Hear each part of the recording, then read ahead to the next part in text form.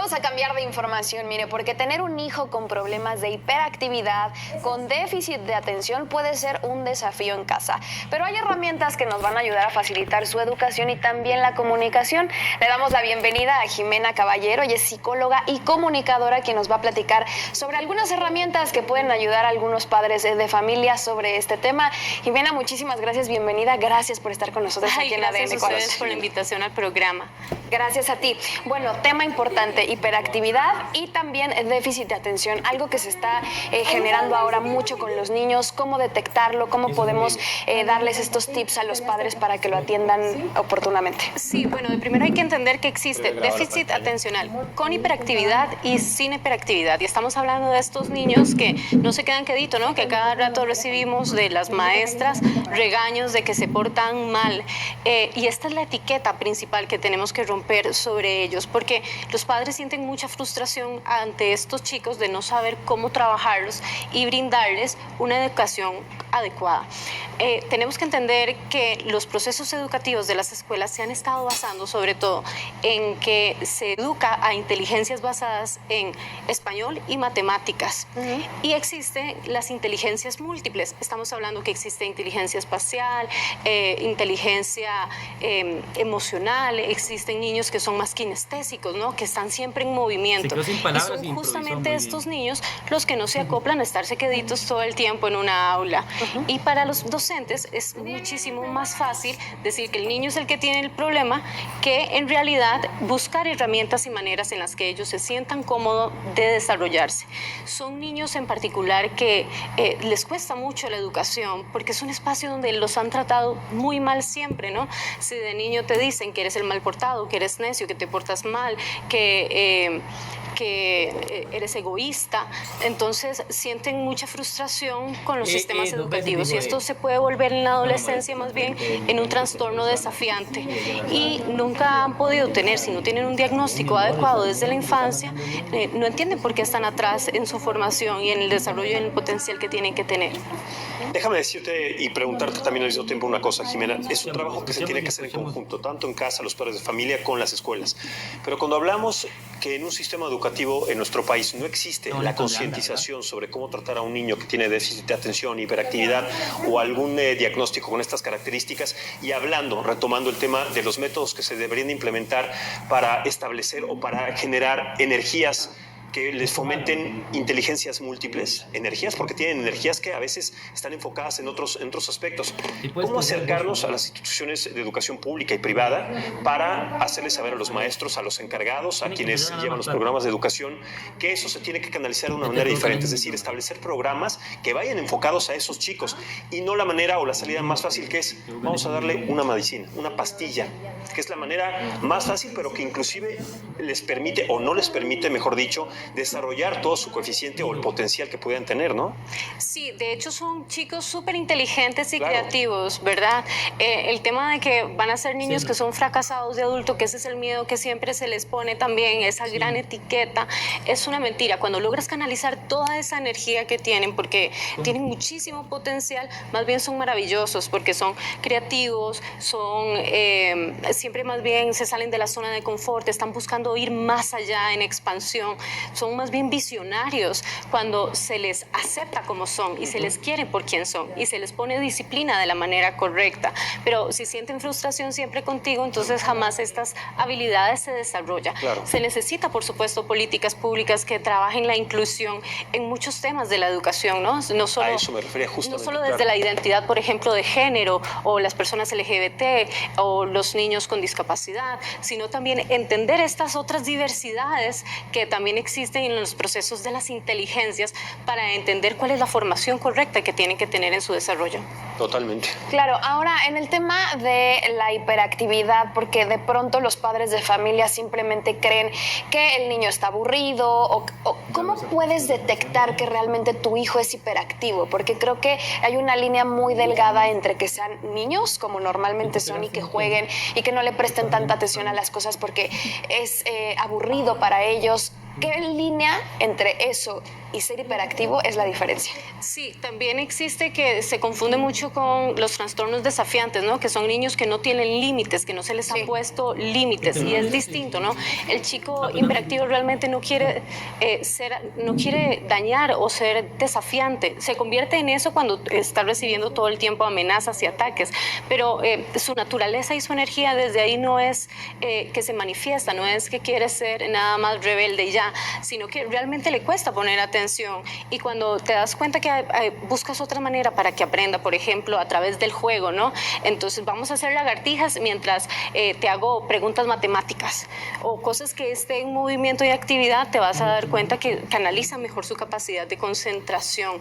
El diagnóstico es muy diverso porque también hay muchos enfoques distintos dentro de la psicología que entienden esto. Por ejemplo, los psicoanalistas piensan que en realidad el diagnóstico ni siquiera existe, ¿no? Que es la falta de atención de los padres, ¿no? Y entonces se trabaja más en una intervención terapéutica sistémica, ¿no? Donde hay un trabajo de por qué los papás no le están dando la atención que el niño está en todo lado demandando. Los humanistas hablan más de este tema que es las inteligencias múltiples, ¿no? Y empezar a crear programas donde ellos se sientan aceptados y que puedan desarrollar seguridad y autoestima a través de quiénes son. Los cognitivos conductuales, que son los que diagnostican, lo ven más a través de, bueno, necesitan medicamento y aparte de que necesitan medicamento, se trata de que existe una deficiencia en una área del cerebro que hace que esta área esté más inmadura. Alguien como padre de familia, ¿cómo puede detectar los rasgos, Jimena, de un niño que tenga hiperactividad y un niño que tenga características desafiante reactivo? Es decir, ¿cuáles son las características más comunes y sobre todo los rasgos más evidentes que podemos detectar y sobre todo los padres de familia cuando tienen un hijo con estas características? Sí, tiene que ver más con los límites, ¿no? El niño desafiante o la niña desafiante, vos le decís, vamos a hacer la tarea y dice, no quiero, y empieza a gritar y empieza a ver problemas. Inclusive muchas veces los niños desafiantes lo que están haciendo es reproduciendo un modelo de lo que ven en casa, ¿no? Cómo se comporta papá, mamá, cuál es la interacción también dentro de la familia, ¿no? Y es una representación de algo reprimido que está más bien arraigado a el resentimiento.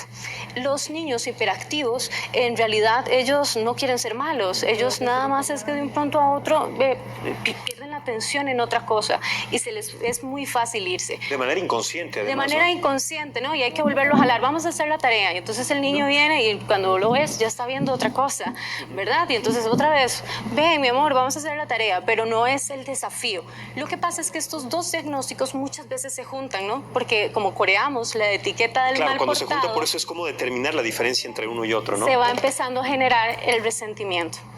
Correcto. Y en el caso, esto es hiperactividad, pero en el caso de déficit de atención, bueno, si lo podemos decir de esa forma, nosotros hiperactividad es cuando todo el tiempo están movidos y corren y hacen ese tipo de cosas, pero a veces el déficit de atención simplemente se van, pero están callados, están aislados.